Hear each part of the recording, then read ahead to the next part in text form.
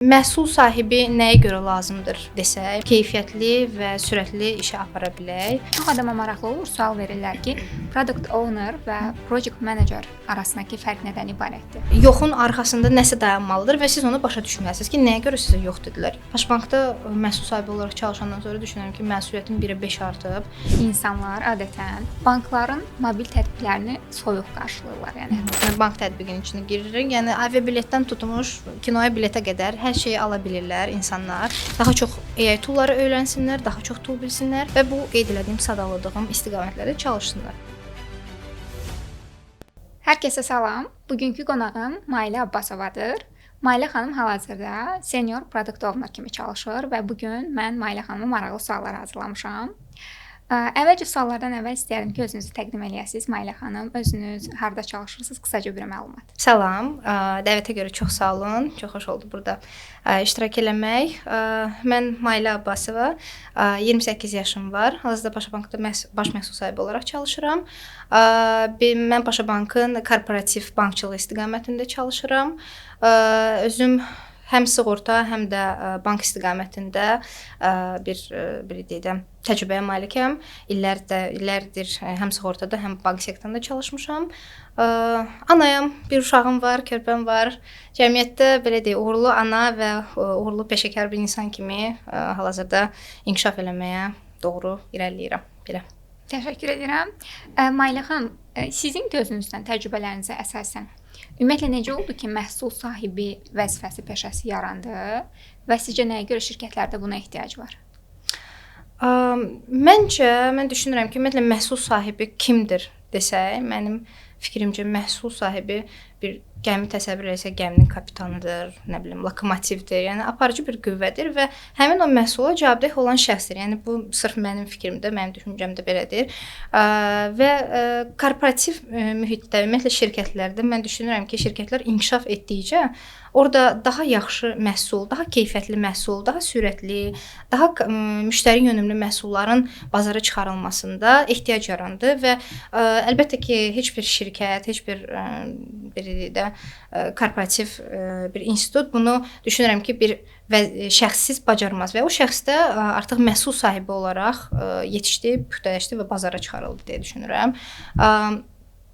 Yəni məhsul sahibi nəyə görə lazımdır ümumiyyətlə desək, məhsul sahibi ona görə lazımdır ki, keyfiyyətli və sürətli işə apara bilək. Yəni mən düşünürəm ki, buna görə şirkətlərdə hal-hazırda inkişaf etdikcə, yəni şirkətlər böyüdükcə məhsul sahibinə artıq orada ehtiyac yaranacaq və bu belə davamlı olaraq da davam eləyəcək. Bəs bu anlayış yaranmazdan öncə bu şəxs layihə meneceri idimi? Çünki çox adama maraqlı olur, sual verirlər ki, product owner və project manager arasındakı fərq nədən ibarətdir? Mən düşünmürəm ki, yox, eyni adamlardır, eyni vəzifələrdir. Çünki mənim üçün məhsul sahibi dedikdə məhsul sahibi daha çox müştəriyə qatacağı value-ya fokusda olan bir şəxsdir. Amma project manager isə daha çox vaxt oriented, büdcə oriented bir insan olur. Çünki layihə meneceri, yəni bir müddəti var, bir vaxtı var. Həmin vaxt çərçivəsində hansı bir layihəni uğurlu şəkildə icra edib təhvil verməlidir. Amma məhsul sahibi elə bir şəxsdir ki, o məhsul bitmir. Yəni layihə bitirsə məhsul bitmir. Məhsul mütəmadi olaraq, yəni up to date qalmalıdır, yeni feature-lar buraxılmalıdır, müştərinin tələbinə uyğun olaraq, istəyinə uyğun olaraq. Ona görə, yəni mən düşünürəm ki, məhsul sahibi daha çox müştəriyə qatacağı dəyərə fokuslanan bir şəxsdir. Yəni ona görə onlar tamamilə fərqli insanlardır. Məhsul sahibi bitməyəcək bir cycle-da iştirak edir və bu həmişə davam eləyəcək. Heç vaxt orada yəni non-stop iş getməlidir. Amma layihə meneceri layihədən layihəyə, yəni təhvil verdikcə yeni layihələrə can atacaq. Ona görə düşünürəm ki, onlar fərqli insanlardır, fərqli rollardır. Bir də siz gənclərdən sual gəlir ki, biz məhsul menecmenti sahəsini öyrənirik.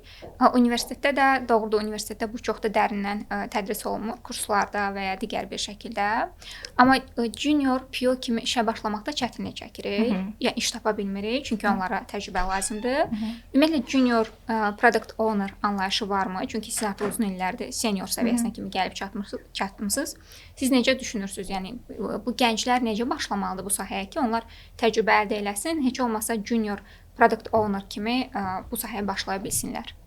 Əslində çox gözəl sualdır. Yəni mən özüm junior product owner kimi başlamışam bu sahəyə sırf bankda. Və indi açığı yəni dəqiq bilmirəm. Düşünürəm ki, daha azdır junior product owner vakansiyaları. Çünki niyə görə? Bunu iki əsas amilə bağlayıram şəxsən mən özümdə. Birinci, ümumiyyətlə məhsul sahibi cəlb elədikdə işə, şirkətə iki hissəyə məncə baxılır. Bir, məhsul sahibinə verilə biləcək, yəni pozisiyadan söhbət gedirsə, iki hissə var orada. Ya bir məhsul sahibinə verilə biləcək əmək haqqıdır. Əlbəttə ki, bazarda bir normalar var. O normanı qarşılaya biləcək şirkət, əlbəttə ki, daha yaxşı, daha peşəkar məhsul sahibini gətirmək istəyər canatar ki, gətirsin ki, işi daha rahat getsin, daha belə deyək də peşəkar məhsulları hazırlasın. Və ikinci məqamda vaxtdır. Yəni əgər şirkətin bir məhsul sahibini yetişdirməyə vaxtı yoxdursa, o əlbəttə ki, birbaşa gedəcək baş mütəxəssisi, nə bilim, senior product owner axtaracaq və yaxud da hansısa bir meneceri axtarıb gətirəcək iş yerinə həmin o şirkətdəki çevik şəkildə artıq işə başlayıb bir məhsullar buraxsın da bazara misal üçün də. Yəni mən düşünürəm ki, burada əsas bu iki istiqamət var. Nəyə görə, yəni junior vakansiyası azdır. Çünki düşünürəm ki, hal-hazırda şirkətlərin vaxtı yoxdur. Çünki o qədər dinamikdir dünya, bazar o qədər dinamikdir. Hər gün nəsə dəyişir. Hər gün yəni biz hazır olmalıyıq ki, növbəti gün yeni bir şey buraxılsın ən azından. Çünki doğrudan tələblər çox dəyişkəndir, çox dinamikdir. Ona görə düşünürəm ki, şirkətlərin hal-hazırda buna sırf vaxtı yoxdur. Juniordan seniora qədər yetişdirmək üçün. Bu yolda ümumiyyətlə başlamaq üçünsə nəyə məsləhət görərdim bir yol xəritəsi olaraq? Yəni mən çox məsləhət görərdim həqiqətən hər kəsə ki, hal-hazırda aktual olan, yəni nə qədər şablon səslənsə belə AI toolları istifadə edərək, hətta siz solo şəklində belə layihələr icra edə bilərsiniz. Yəni bir portfolio ilk növbədə yaranmalıdır ki, bizim bir backlogumuz, belə backlog deyək, backupımız olmalıdır, bir history'miz olmalıdır ki, biz nəyin üzərində çalışmışıq hər hansı bir şirkətə intervyu gedəndə. Yəni biz nələr eləmişik ümumiyyətlə, niyə görə məhz bizi seçməlilər də?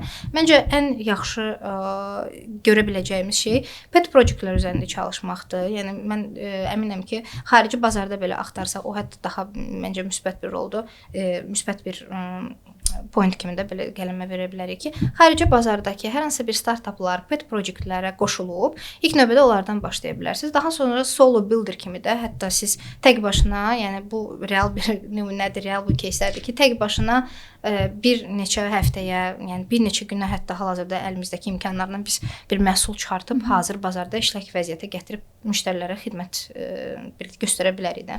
Ona görə mənim əsas yəni tövsiyəm odur ki, daha çox AI toolları öyrənsinlər, daha çox tool bilsinlər və bu qeyd elədiyim, sadaladığım istiqamətlərdə çalışsınlar. Artıq daha sonra yəni şərt deyil ki, əminəm ki, yəni birbaşa məhsul sahibi olaraq işə başlamaq bəlkə də çətin ola bilər ki, məsələn, yəni yavaş-yavaş analitik rolundan başlamaq ola bilər, olar. Hətta mən onu da deyə bilərəm ki, elə insanlar tanıyıram ki, developmentdan belə product ownerlığa keçid ediblər də, yəni çox rahatlıqla. Ona görə şərt deyil siz product owner kimi başlayasınız işə. Xeyr, əsas odur istək olsun və əsas odur sizin xarakteriniz belə deyək də ona uyğun olsun, o rola uyğun olsun ki, siz də inkişaf eləyib həmin o pozisiyaya qədər gəlib çata biləsiniz. Əla, yəni overall götürsək, tövsiyəniz odur ki, birinci məsələ AI toolları öyrənsinlər, ikinci məsələ müraciətdən öncə portfolio hazırlamağa çalışsınlar. Bu hətta öz məhsulları olsa belə. Bəli, hətta mən onu da məsələ bilə bilərəm ki, daha çox burada indi hal-hazırda bizim yerli bazarımızda belə communitylər yaranıb. O communitylərə qoşulub, görüşlərə gedib daha çox çevrə əldə eləsinlər. Hətta inanın mənə ki, o çevrə belə hardasa sizə kömək ola bilər ki, portfolionuzu bölüşərsiniz, işləri özünüzü tanıdarsınız və artıq oradan sizə müraciətlər gələ bilər. Yəni bu həqiqətən kommunikasiya məncə burada şərtdir. Mütləq şəkildə community'mizi, çevrəmizi genişləndirin. Və ən əsası da bir də onu qeyd edeyim ki, şəxsi brendinizin üzərində çalışın. Çünki bir yeni başlayan şəxsin düşünürəm ki, bu elədikləri işləri hardasa bir publish eləməyə imkanı olmalıdır və hətta yəni deyə bilərəm ki, LinkedIn profili, LinkedIn səhifələri ən ideal nümunədir ki, həmin o səhifələrdə mütəmadi olaraq işlərini paylaşsınlar, yəni də interactionlar yaratsınlar və özləri haqqında artıq bazardakı işə götürənlərə, bazardakı peşəkarlara belə də özlərini çatdıra bilsinlər. Əla. AI demişkən, development demişkən, bəs sizcə product owner olmaq üçün texniki biliklər, IT bilikləri nə dərəcədə əhəmiyyətlidir? Texniki biliklər məncə önəmlidir, lakin böyük bir lakin də əmma var burada. Yəni mən həmişə düşünürəm ki, texniki bilik, yəni necə deyirlər, səni masaya gətirə bilər, otuzdıra bilər, amma masada qalmaq üçün mütləq şəkildə, yəni başqa biliklərin də lazımdır, da olmalıdır. Məsəl üçün kommunikasiyan yaxşı olmalıdır, problem solving skilllərin yaxşı olmalıdır. Yəni solution oriented bir insan olmalısan. Bunlar hamısı çox mühüm şeylərdir, amma texniki biliklər əlbəttə ki lazımdır. Hətta mən özüm də mütəmadi olaraq çalışıram bu istiqamətdə inkişaf eləyim və nəyə görə deyim onu sizə. Çünki kimsə sizə yox deyəndə siz o yoxu challenge eləyə bilərsiniz. Düzgün şəkildə challenge eləyə bilərsiniz. Çünki yox demək çox rahatdır və yoxu qəbul etmək əlbəttə ki onunla lap rahatdır. Amma mən düşünürəm ki, bu belə olmamalıdır. Yoxun arxasında nəsə dayanmalıdır və siz onu başa düşməlisiniz ki, nəyə görə sizə yox dedilər? Düzgün yerdənmi sizə yox dedilər, yoxsa yəni bəlkə başqa bir solution vermək olardı. Sırf onun istiqamətdə başa düşmək üçün texniki komanda ilə sizin aranızdakı o boşluğu doldurmaq üçün minimum basic texniki biliklər olmalıdır belə. Bəs texniki bilikləri biraz açsaq. Burada kod biliklərindən gedir, proqramlaşdırma yoxsa məsələn müxtəlif AI toollarını nəzərdə tutursunuz? Yəni nə qədər dərinə getmək lazımdır, yoxsa Microsoft Office bilikləri nəzərdə tutulur burada? Microsoft Office bilikləri artıq çox basicdir. Məncə onu heç yəni deməyə də ehtiyac yoxdur. Burada mən çox basic, yəni struktur levelindəki bilikləri nəzərdə tuturam da. Ən azı siz databazalardan məlumatlı olmalısınız. Ən azı misal üçün də hər hansısa bir məhsul yaradılanda onun arxadakı flowsunu necə işlədiyini başa düşməlisiniz. Yəni ən azı bu basic bilikləri bilsəz, hətta şərt deyil də siz oturub nə bilim Pythonda kod yazasınız, yaxud da Javada kod yazasınız. Elementar sırf minimum SQL bilikləri kifayət eləyəcək ki, sizə o məntiqi başa düşəsiniz. Məntiqi başa düşdünüzsə, ondan sonra rahat işləyə biləcəksiniz. Çətinlik olmayacaq. Əla, çünki adətən gənclər düşünür ki, nədir texniki bilik dediyimiz nədir? Çünki texniki bilik çox genişdir. Bəzən hətta insanlar fokuslanır ki, məsələn, gedim proqramlaşdırmanın dərinə, siz demişdiniz, Pythonun dərinə kimi öyrənim, amma bilmir ki, əslində burada ona hərəsinə bir T-shape mütəxəssis lazımdır da PO olmaq üçün. Ona görə istədim ki, biraz açaq. Yəni mən özüm məsəl üçün düzdür artıq dərinə getmək levelindəyəm da. Ona görə mən proqramlaşdırma dillərinə hətta artıq maraq göstərirəm və onları öyrənmək istəyirəm. Amma yenə də deyirəm, bu demək deyil ki, mən oturub proyekt yazacağam. Yox. Yəni heç kimi şey eləmirəm. Konkurent deyil, rəqib deyil. Heç bir development timindəki həmkarlara sadəcə özüm üçün, başa düşmək üçün və bu yenə də deyirəm də bridge həmişə mütəmadi olaraq boşluq olmaması üçün mən özümü up to date saxlamalıyam və bu bilikləri öyrənməyə çalışıram. Mən düşünürəm siz bunu daha çox ona görə eləyirsiniz ki, kommunikasiyanı daha rahat apara bilərsiniz ki, komanda yoldaşlarım hansı işlə məşğul olur. Yəni elementar desək groominglərdə bizim seremoniyalarımızdan bir şahıdır da, yəni groominglərdə biz bir solution tapmalıyıq hər hansı bir problemə və o solutionu axtardıqda əgər hər hansısa bir misal üçün bilinməyən məqam olsa və yaxud da development teamindən yenə də deyirəm etiraz gəlsə, mən onu başa düşməliyəm ki, nəyə görə, yəni bunlar yox deyirdilər. Düzdür, yox demirlər heç vaxt. Həmişə çalışırıq ki, solution tapaq, düzgün solution tapaq, amma yaxşı solution tapmaq üçün məncə bu biliklər lazımdır. Razıyam sizinlə. Bəs sizcə ümumi götürsək, yaxşı product owner kimdir? Yaxşı product owner yox deməyi bacaran, hədəfinin dalıyca, hədəfindən əmin şəkildə onun yekununa qədər, sonuna qədər çatan insandır və mütləq şəkildə öz ətrafındakı mühiti həmişə qoruyub saxlamağı bacaran insandır. Çünki product owner yəni o qədər gündəlik insanlarla, stakeholderlarla işləyir, yəni o qədər request gəlir, bunu eləmək lazımdır, onu eləmək lazımdır, gəl bunu mütləq eləyək, amma əslində yox deməyi və vaxtında stop eləməyi bacarmaq lazımdır ki, nə komanda arxada, çünki biz kimdən işləyirik, yəni komanda ilə işləyirik. Yekunda işi görən şəxslər həmişə demişəm ki, onlardır da, yəni onlarsız product owner açığı deyim sizə, bəlkə də heç lazım olmaz da. O bütövlüklə parçanın tam oturuşması üçün komanda birlikdə çalışmalıdır. Ona görə həm komandanın demotivasiya olmaması üçün, çox yüklənməməsi üçün, yəni lazımi yerdə yox deməyi bacarmaq lazımdır. Və mütləq şəkildə, hətta səhv olsa belə, mən düşünürəm ki, tutduğun qərarın arxasıca getmək lazımdır. Yəni ortada yolda fikrini dəyişmək, bugün belə, bugün elə, gəl yox belə eləyək. Yolda çox fikir dəyişmək həqiqətən adamı çaşdırır və çox yəni fərqli istiqamətlərə apara bilər və o elə işləyən insanlarda mən inanmıram ki, uğura çata bilsinlər də. Yəni də deyirəm, əgər səhvdirsə belə, əgər siz bunu yəni sonda başa düşürsünüzsə ki, səhv olacaq, siz yenə də bunu cəhd eləyin və başa düşün ki, əmin olun ki, bu doğrudan da səhvdir. Yəni bu insanlar məncə bu da böyük bir cəsarət əslində tələb eləyir də bunu eləmək. Cəsarətli insanlar mənim üçün yaxşı produkt onurlardı. Belə. Əslində elə növbəti sualım bununla bağlı idi ki, heç olubmu ki, komandanızı qorumaq üçün biznesə qarşı çıxmısınız? Biznesə qarşı çıxmışıq deməyək, amma komandanın mövqeyini qorumuşam deyə bilərik. Çünki stakeholderlardan düzdür bizdə misal üçün mən düşünürəm ki, məhsulu yaxşı bilən, məhsulun yəni qurusu deyək, həmin o komandadır, skvotdur, hansı ki onunla məşğul olur. Çünki niyə görə? Biz hər hansı bir təklif irəli sürəndə bizdə onun back-up'ı var. Yəni bizdə onun data əsaslı datası var, araşdırması var, flowsu var, hər şey var da. Yəni biz müştəri ilə gedirik, ona baxırıq, özümüz araşdırırıq, benchmarklar eləyirik. Həqiqətən arxasında həmin o qərarın dayanan güclü rəqəmlər var, belə deyək də, güclü amillər var. Və bu çox belə gec-gec baş verən bir şeydir. Amma əgər olsa ki, biznes tərəfdən kimsə misal üçün gəlib desə, atıram, belə eləməyin, yox, elə eləmək lazımdır. Yəni mən yadıma gəlmir ki, biz deyək ki, hə, əla. Yəni bizə belə bir əslində culture da yoxdur əslində. Amma yenə də əgər olsa, mən xatırlamıram ki, belə bir şey olsun, açıq deyim sizə. Yəni əgər olsa, əlbəttə ki, biz bunu justify eləyirik və biz bunu sonuna qədər çalışacağıq ki, öz mövqeyimizi qoruyaq. Yəni mən başda olmaqla bütün squadla birlikdə. Çünki çalışırıq həmişə problemləri birlikdə həll eləyək. Düzdür, nə qədər desək ki, PO bir bariyerdir da squadla biznesin və ya da stakeholderların arasında. Amma o bariyeri keçdikdən sonra mən əminəm ki, komandada iştirak eləməlidir bu hissələrdə. Çünki komandanın fikri elementarla brainstorm vaxtı görürük ki, nə qədər maraqlı ideyalar çıxır da. Komandanın fikri mütləq şəkildə mənim üçün ən vacib fikirlərdən biridir. Ona görə onu, o pozisiyanı qorumaqda, yəni hətta biznes olsa belə hazıram və eləmək lazımdır. Amma yenə də deyirəm, qarşı çıxmaq deyil də öz fikrini daha çox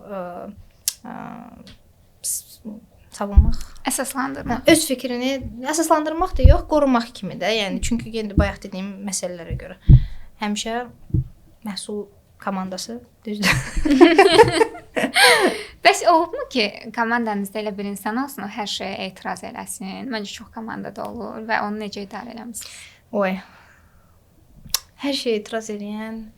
Əslində deyim ki, mütəmadi etiraz edənlər olur, bəli. Hər gün düzdür gəlmirlər, o qarqamellər kimi gəlmirlər, amma yenə də arada bir yəni olur bu peşəkar həyatda, məncə korporativ mühitdə, xüsusilə də böyük korporativ mühitdə bu normal bir şeydir. Amma necə həll etməyə çalışırıq? Yəni mən adətən öyrəşmişik də bu agile-da biz retrolar eləyirik, retroda danışırıq ki, problemlər nə oldu, nə yaxşı keçdi və s. və axır.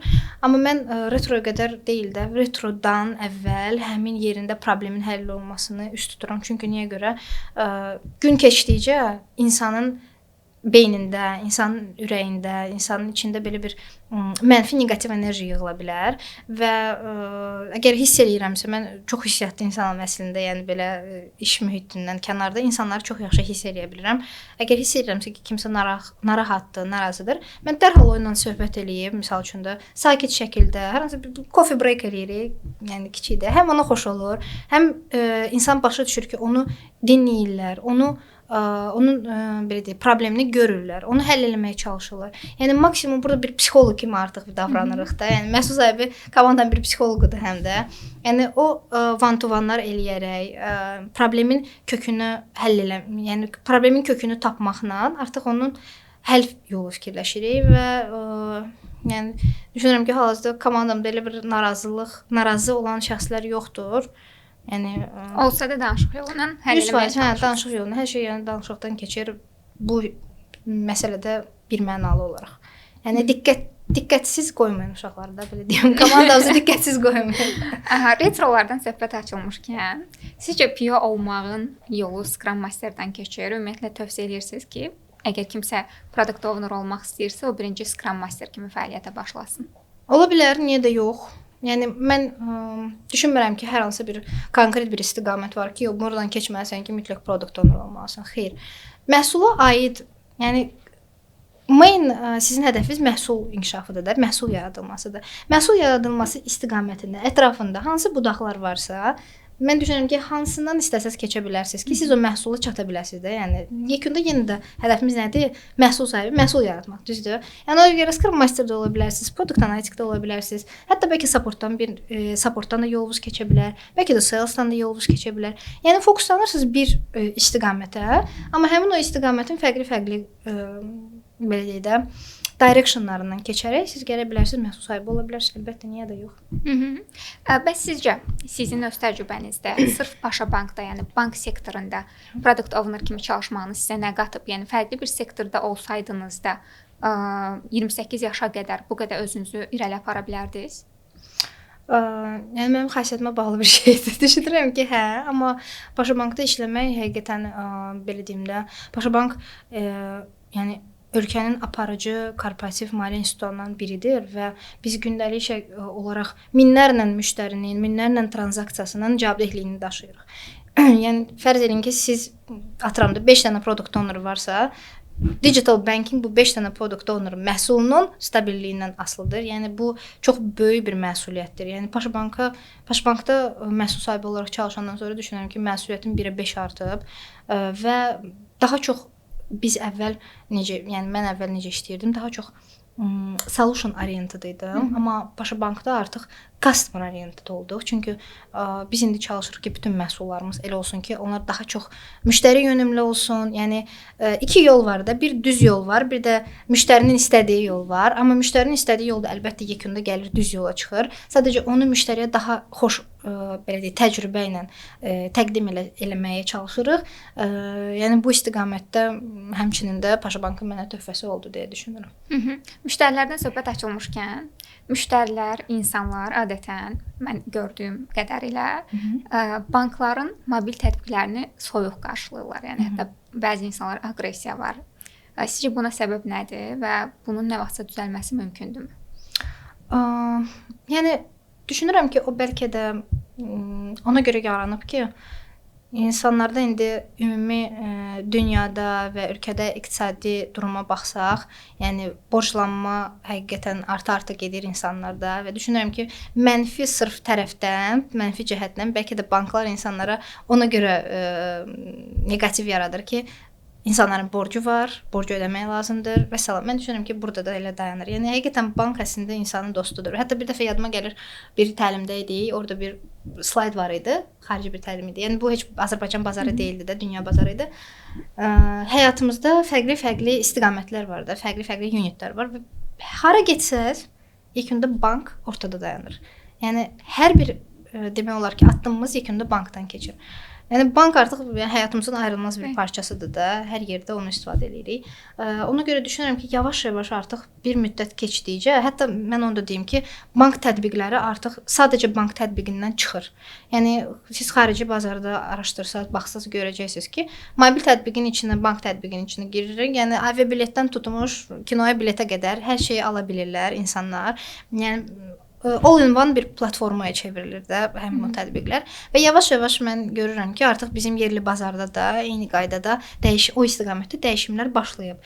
Və düşünürəm ki, bir neçə ildən sonra artıq yəni başqa tətbiqlər deyil də, sırf hansısa bankın tətbiqi yüklənəcək. Yəni burada hər şey var, qoy girim buradan hər şeyi eləyim. Yəni redezaynlar olunur. Mən özüm də retail bankçılıqda, yəni fərqli bankların müştərisiyəm və mənim də öz bəyəndiyim banklar var. Yəni mənə də rahat olan banklar var. Eləsi var ki, doğrudan baxırsan ki, UI da xoşuma gəlmir. Deyirəm ki, okey, sadəcə girim buradan pulumu kart eləyim, gedim. Amma eləsi var ki, doğrudan maraqlıdır, girirsən investmenta, ora-bura baxırsan. Yəni düşünürəm ki, bir müddət sonra artıq bu belə yanaşma gedəcək. Artıq insanlar öyrəşəcəklər yavaş-yavaş bu digital banking məhsullarına. Çünki bu qaçılmazdır. Məncə də elədir. Bəs product owner kimi gələcək hədəfləriniz, yəni bundan sonrası nədir? Bundan sonrası davamlı inkişafdır əslində. Mən nəyi hədəfləmişəm? Yəni peşəkar karyeramda zaten aydın məsələdir də. Yəni hər bir insan daha da yüksək vəzifələrə artmağa can atır və bu davamlı bir şəkildə davam eləyəcək deyə düşünürəm. Amma peşəkar həyatı qoysaq, həmçinin də sosial həyatda da mən töhfəmi vermək istəyirəm. Mən yaxşı və güclü bazarda məhsul sahiblərini yetişdirmək üçün əlimdən gələni çalışıram eləyim və bu istiqamətlərdə istəyirəm ki, özümü inkişaf elətdirim. Çünki sharing is caring də necə deyirlər. Bu biliklər düzdür, dinamikdir həyat, biliklər bu gün aktualdır, sabah yox. Amma ki baza var ki, onu biz ötürməliyik gənc nəslə, yeni bu istiqamətdə başlamaq istəyən şəxslərə. Və düşünürəm ki, bu istiqamətdə mən özümü daha çox inkişaf elətdirmək istəyərdim. Təhsil sahəsində, yəni qısaca desək ki, bazarda daha çox yaxşı məhsullar olsun. Çünki yekunda yenə də onun istifadəçisi, o məhsulların istifadəçisi bizik də. Yəni biz əgər yaxşı məhsul sahibləri bazarda yetişdirsək, onları belə deyək də, yaxşı istiqamətdə böyütsək, onlar da yaxşı məhsullar buraxacaq və bizim də işimizi rahatlaşdıracaq. Ona görə yəni bir tərəfdən özümüzə də yaxşılıq eləmiş kimi oluruq da. Yəni bu istiqamətdə mən düşünürəm ki, hələ inkişafa yer var və o istiqamətdə işləyəcəm. Uğurlar arzu edirəm. Çox sağ ol. Bəs 20 yaşındakı Maliyyəyə tövsiyəniz nələr olardı? Düzdür, bu sizin üçün uzaq keçmiş deyil. Amma hardasa 8 il əvvələ qayıtsaq, 18-20 yaşınıza qayıtsaq, nəyi dəyişərdiniz, nəyi yox? İki şey yəqin ki deyərdim. Biri odur ki, hər gün yox, hər dəqiqə öyrən deyərdim özümə. Çünki doğrudan bir məqam oldu ki, o qədər sürətlə başladı informasiyalar dəyişməyə. Həqiqətən mən tempeaterdim və onu catch up eləmək çox çətin oldu mənə. Ona görə düşünürəm ki, gündəlik yox, artıq da hər dəqiqə nəsə oxuyub öyrənmək lazımdır ki, aktual qalasan. Və ikincisi də hər problemi ürəyinə çox yaxın götürmə, qəbul eləmə. Çünki həqiqətən hər problemin yekunda bir solusyonu var. Mütləq ki o bitəcək, mütləq ki o həll olunacaq. Amma insanın belə deyək də o keçdiyi o stres, o belə deyək də qəlbən yaşadığı hisslər təəssüf ki qaytarılmır. Ona görə düşünürəm ki, bu iki şeyi dəyişərdim və mindset olaraq da yəni dəyişərdim və biraz başqa cür addım atardım. Təşəkkür edirəm gəldiyinizə görə, dəvəti qəbul etdiyinizə görə. Əslində bu mövzuda çoxlu danışmaq olar. Sizinlə çoxlu mövzuları müzakirə etmək istəyirəm, amma bu buraxılış üçün düşünürəm ki, kifayətdir. Ola bilsin ki, suallar olar və biz ikinci dəfə hansısa buraxılışı çəkərik, əgər vaxtınız olarsa. Bu gün isə bütün sualları səmimi və rahat cavabladığınıza görə təşəkkür edirəm sizə. Çox sağ olun, uğurlar arzu edirəm. Çox sağ olun, sizə də uğurlar, minnətdaram. Sağ olun.